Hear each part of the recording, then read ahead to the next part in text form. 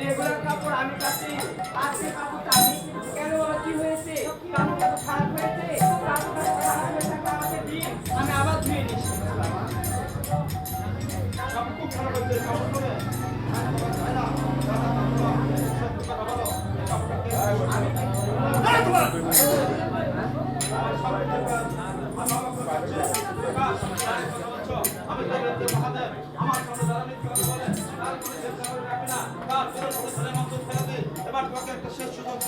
এবার তুমি সত্য কথা বলো এই দেবরাজ তোমাকে রাখবো আর যদি সত্য কথা না বলো চলে পড়ে ধরে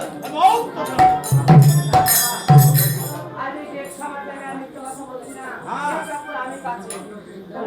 এই কাপড় কিনেছে আমার বোনের মেয়ে একটা কথা বলতে চাই বললাম বাবা যখন নদীর ঘাটে গিয়ে তোমার ছেলে বিন্দুনাথকে দিয়ে বাবার ছেলে যখন জ্বালায় তুমি তাকে সাথে দংশন করে ঘুমে রেখেছিলে বাড়ি যাও একটু নেস ছিল মাসিমা মাসিমা আরে ও মাসিমা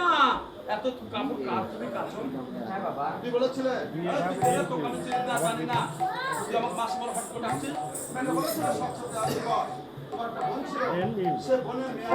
মা মরে যাওয়ার সময় বলেছে আমি যদি কোনদিন মারা যাই তাহলে তো শাশুড়ি আমাদের নাম করে একটা নিয়ে আছে মাসির কাছে আশ্রয় নিবি আর সেই কাপড়টা এত কথা জানলেন কি করে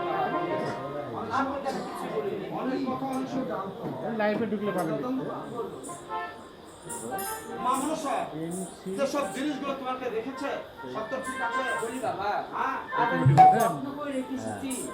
আর ওগুলো জিনিস আমার বোনের মেয়েকে পাহারা দিতে দিয়ে এসেছি যতক্ষণ আমি দেশ সমাজ থেকে না আসবো ততক্ষণ তুই ওগুলো পাহারা দিয়ে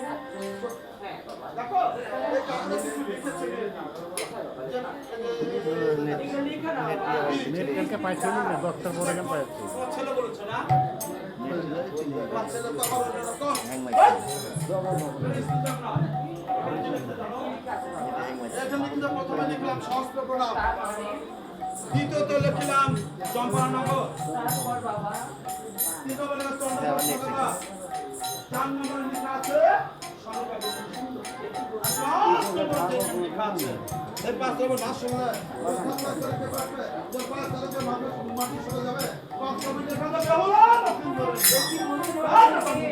ভালো বলতে